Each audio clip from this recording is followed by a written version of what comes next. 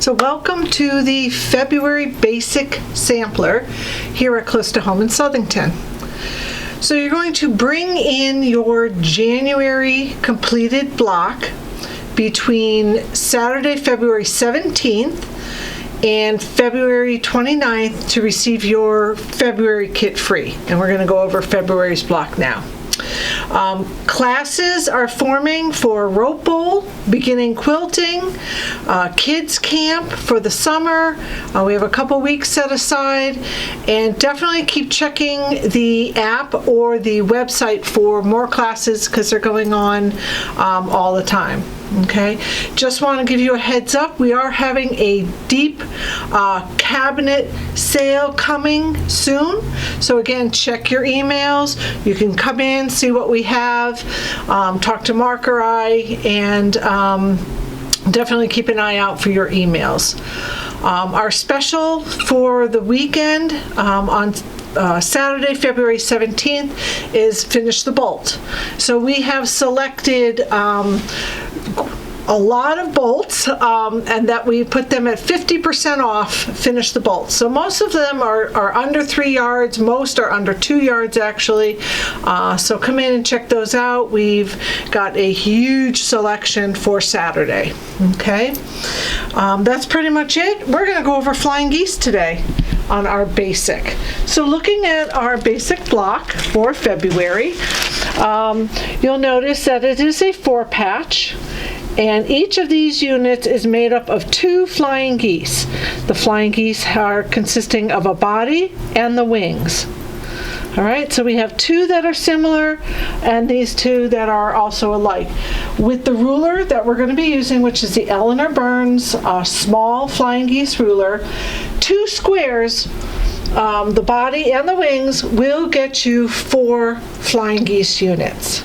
Okay, so very simple. We're just making flying geese and that's it. I'm just going to show you how to use the tool and how to cut them and trim them down using the Eleanor Burns small flying geese ruler. All right, so the 2 rulers up front here, there are 2 different sizes. The small flying geese ruler has a finished flying geese of 3x6, and this is the one we're going to be using. Our blocks are finished 3x6, and we're going to stack 2 on top of each other so they are finished 6x6. All right, there is another smaller one under this package that is half this size, so 1.5 by 3. So sorry, 1.5 by 3. So you can get 2 different sizes by starting with 2 different size squares. Also, there's the large flying geese. This one finishes 4x8, a much larger flying geese unit, and 2x4 is a second flying geese size that you can get when you purchase the large flying geese. So later on in this year, we're going to be doing the large flying geese, but I probably won't be going over the instructions again. I'm just going to say go back to February's block. So let's start with our small flying geese unit. Mine looks a little bit different than yours, and we're going to start with 2 squares. The wings are always the larger, so we're going to start with a 9-inch square for the wings. So the wings on these are the white with seed and just the plain white. Those are the wings of our geese. So those are going to be cut 9 inches. The smaller squares, which make up the body, like I said earlier, those are 7.5. So I don't have any cutting instructions. Just know they're on your directions when you pick up your kit. But these are 7.5 and these are 9. Okay, so let's go back to cutting, and we'll cut the whole kit. But I'm only going to do 1 set of flying geese because they're identical. The first thing you want to do when you get your kit is to give it a little bit of stability, and I always use Mary Ellen's Best Press. This one happens to be unscented. They do come in a range of scents, but I do like the unscented. Is pretty nice. spray it on your fabric, on your kit, and then iron it with a dry iron until all the moisture is gone from it. And it leaves your fabrics a little bit on the heavier side. They feel a little bit heavier, and it helps with the cutting and the sewing so that they don't stretch as much. Just gives it more stability. So I've already done that to the kits, and I'm going to go ahead and cut my 9-inch squares.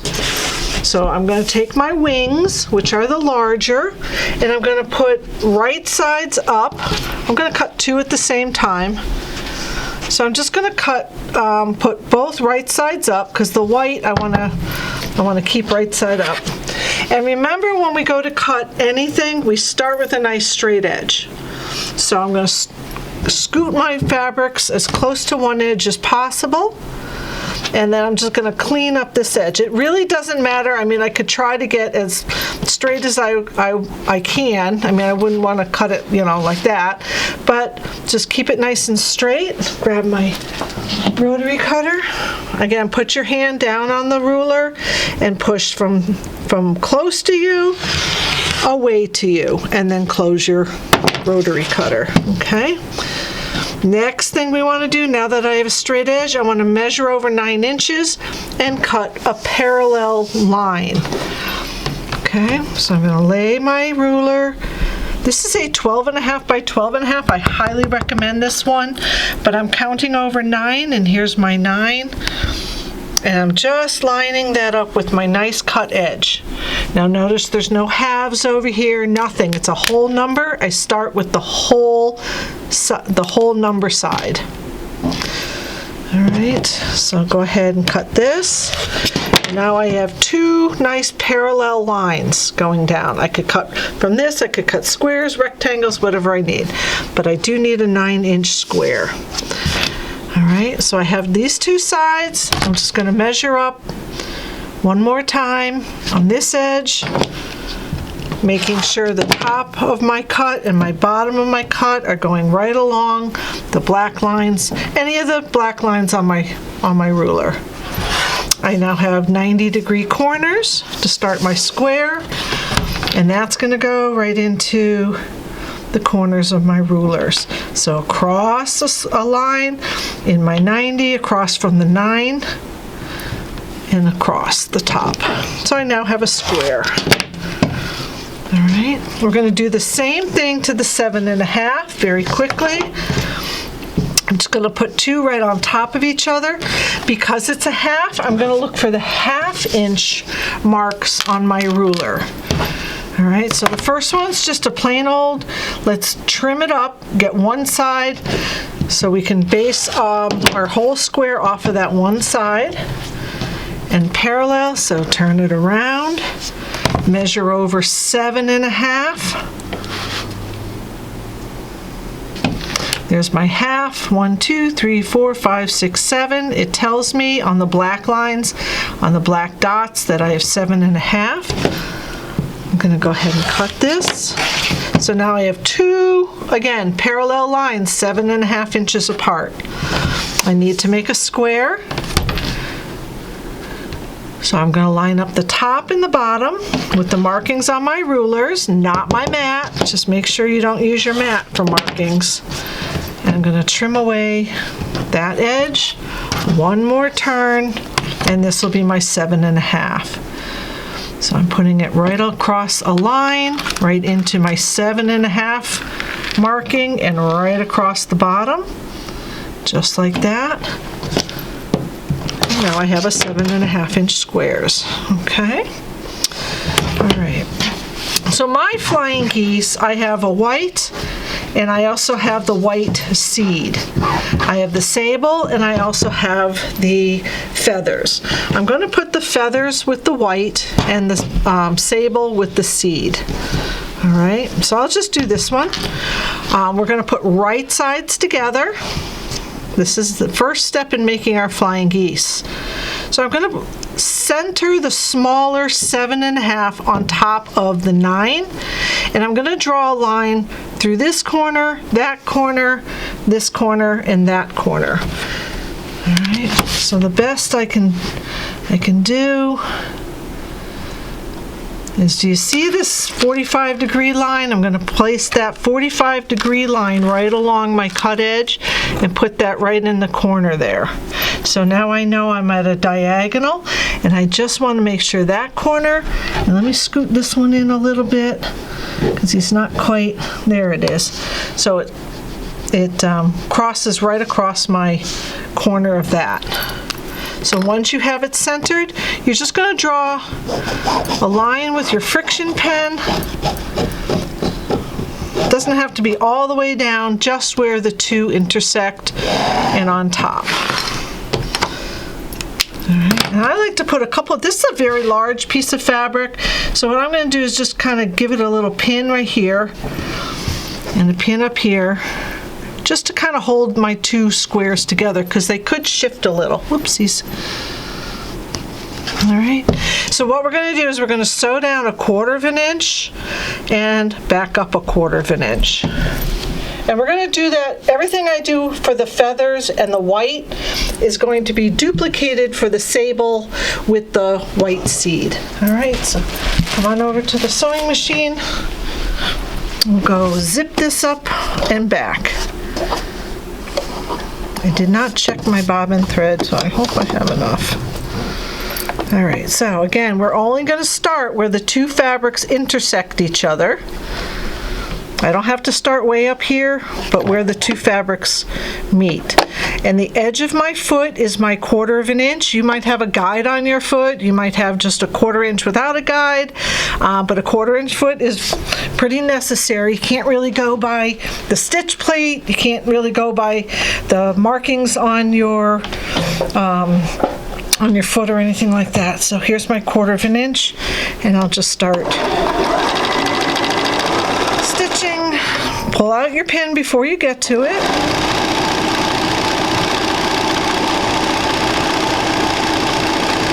Go a little slower if you're not a straight sewer.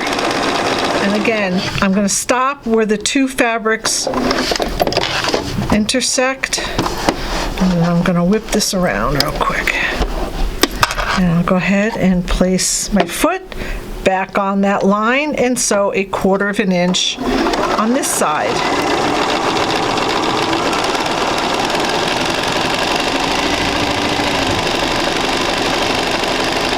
It's a big square. Take your time, it's fine. All right, so now that I've gone on both sides of these, I'm going to go ahead and cut this square apart on the line I drew. All right, so let's place our ruler back corner to corner, right on that line, and give that, and cut this into two pieces. Doesn't quite fit all the way good enough. All right, so now we have these two wonky halves. Obviously, we have a larger triangle and a smaller triangle. We are going to press to the larger triangle. So when I press, we're going to press with the white on top. We're going to lift it, and we're going to go ahead and press it in that direction. All right, come on over to the ironing board. So lift the white and give yourself a little bit of a... Now, I just want to make sure you see that there are these little tails hanging off. I call them dog ears, but they stick off, and again, they're folded to, or pressed to the larger, in this case, the white or the white seed. So make sure you have those. That's really important that you see those. All right, let me get this side. And everything is pressed to the white. Again, we'll do it one more time because I need them both. So when I get to that corner, I just give it a little flip and press.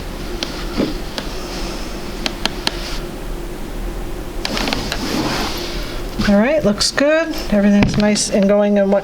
The pressing on this is really important, so make sure we do press to the white. All right, let's go back to the table one more time, and I'm going to draw one more line. Okay, so I have these two pieces. And as you know, the whites are much larger. So when I put these together, I'm going to have the large white triangle corner on the corner of the body of this one, and vice versa. The body of this one goes on to the wings of that one. So you'll see that it makes a square. Like if I didn't have these little guys hanging off the edge, it would look like a square. So just match these two corners, and again we're going to draw a line perpendicular to these two parallel lines that we just sewed. All right, so put your ruler down, go corner to corner, and again, I know I'm pretty accurate as far as my 45 degree because I'm using the line on my ruler, but really go by your corners. Okay, hold that, and let's get it one more drawn line, and guess what? We're gonna sew this one more time. Just make sure I can see it. Okay, I can see that pretty good. Again, I'll put a little pin at the end just so it doesn't move on me. And we're going to go ahead and sew that 1/4 inch on either side. So I'm going to come down and back around again. This time we're going to start off the fabric right at the edge. Go ahead and sew 1/4 inch. When you get to the two seams that are parallel to each other, but they're not touching, they are parallel, they have a little gap between them, there's about 1 inch there. You want to make sure that you don't flip your seams. That's why it was really important to press toward the larger triangle. So don't flip your seams. We're going to sew off. I'm going to turn this one around and come back up the other side.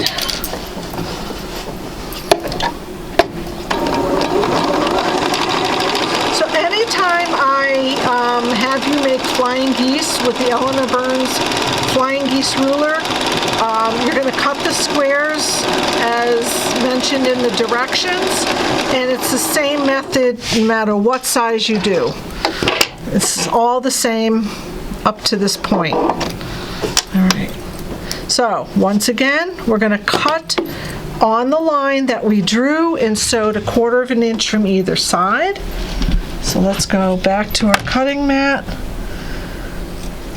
Corner to corner. Hold on to it. Now we have two triangles. So I need to, the last thing I need to do is clip in this little intersection right here, because remember we pressed toward the wings. If I were to press this one toward the wing and this one toward the wing, like it should be, I would have a little twist right here. So what I want to do is take a little snip with my scissors about 1/4 inch in from that one and 1/4 inch in from that one, which is dead center. All right, so let me just make a little snip right about there. So not very much, just right to the seam. And now when I lay this down, I can press that and that apart. All right, so one, I didn't know this was magnetic. Okay, okay, there we go. So we'll press that one, and we'll press this one, and now we can trim them. So now your block is going to look something like this. This is when we go get our ruler. Where's my ruler? There it is. Oh, sorry.